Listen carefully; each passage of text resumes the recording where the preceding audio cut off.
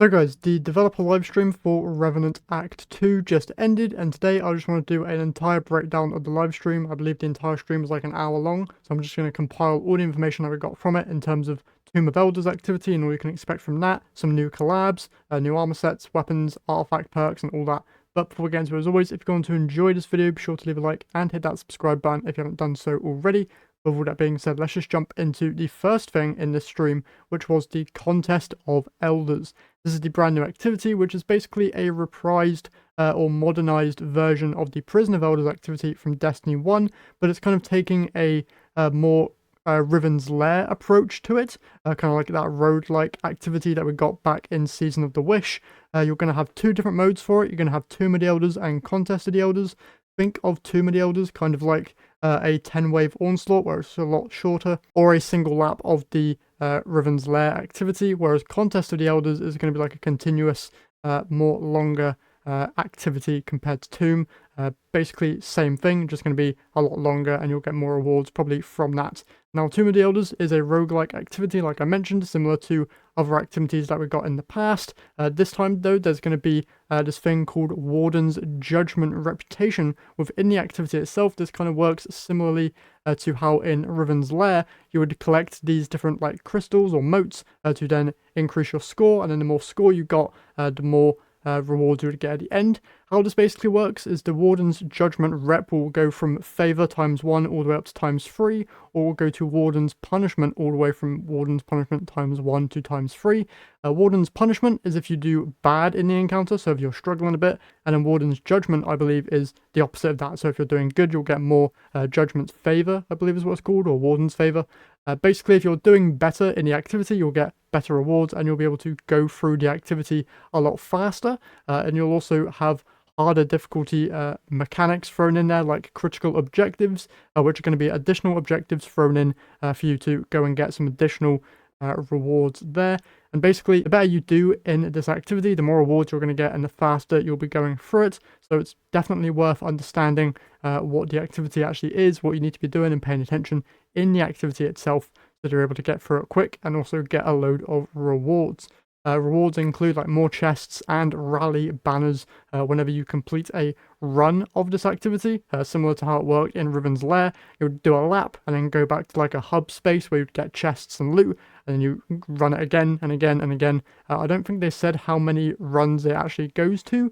I'm going to guess like maybe 3 or 5. I can't remember how many Riven's Lair was, but I'm guessing it's going to be the same as that. And then lastly here, for the Tomb of the Elders activity, they did state that every run is going to have different pathways, different modifiers, and different rooms. And there's also going to be no positive modifiers or beneficial modifiers in this activity. It's all going to be negative stuff, so stuff that's just going to be making your life harder inside of this activity. Alongside that, there's also some bosses that you might remember all the way from Destiny 1 that have some slight changes, but that's just going to be some stuff that you'll have to explore yourself when this activity goes live with Act 2, which does go live next week.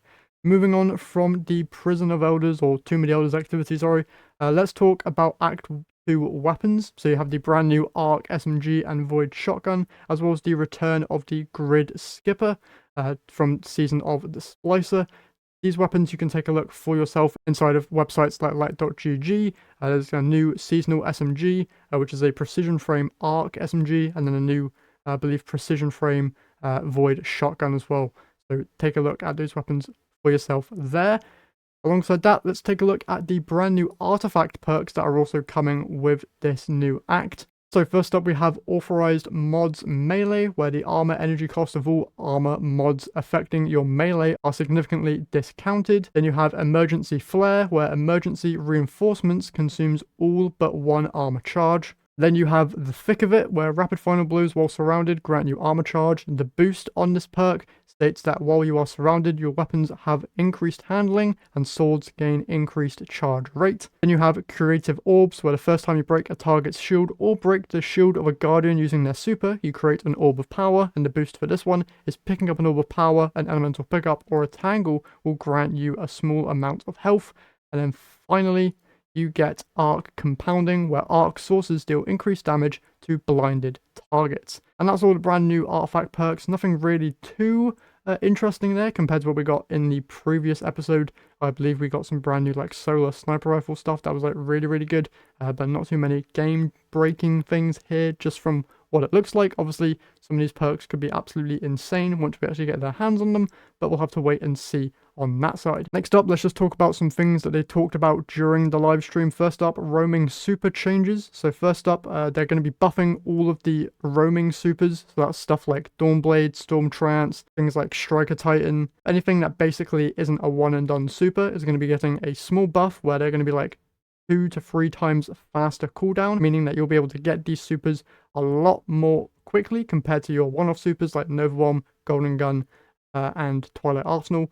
So these things are going to be much more readily available and are able to be used more in terms of just your actual general gameplay loop, which is going to be great because that's kind of what these supers are meant to be used for, rather than your Nova Bombs and stuff, which are meant to be saved for like single target huge boss damage.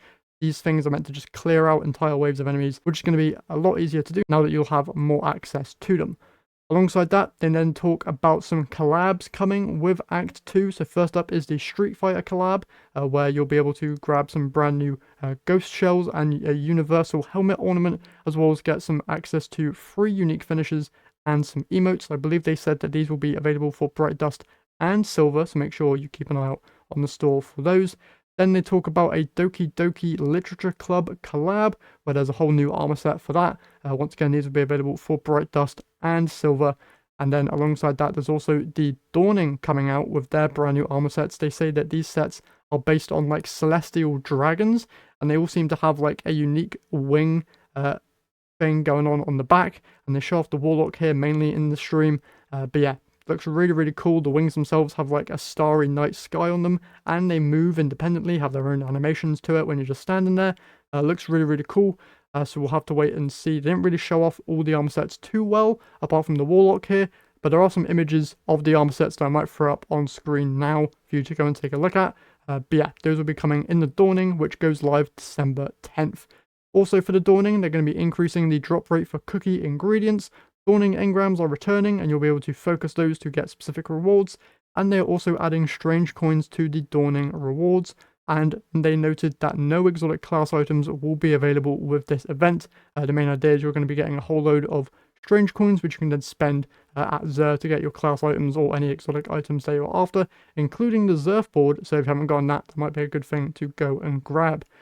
Then they also talk about Iron Banner, which goes live on the 26th of November, so I believe the next week following the launch of this act. There's a whole load of new weapons and new armor sets tied to that, so make sure you go in there and grab that. Specifically, the brand new Stasis rocket frame assisted sidearm with chill clip is going to be so good. And then they talk about some Act 3 stuff to end the stream, mainly the fact that there's going to be no Act 3 reveal stream because it comes out close to like the beginning of the new year, so they're still going to be like taking a break. And then they talk about the brand new exotic weapon coming with this act, which is called Slayer's Fang, which is a brand new slug shotgun, but the bullets like shatter after impact, and these bullets will also grant true sight, and then the projectiles that are splintered out from those bullets will get some tracking added as well, and this weapon will be craftable similar to other exotic mission weapons. I'm guessing this comes from an exotic mission because it's tied to Act 3, similar to what we got with Choir of One. It'll have its own unique catalysts and puzzles within its respective exotic mission, so there'll be a lot of stuff to do there for Act 3. And yeah, that's basically everything for the live stream. If you want to watch it yourself and try and find anything that I missed, I'll have it linked down in the description. That's it from me here today, so hopefully you guys have enjoyed, and I'll catch you guys in the next one.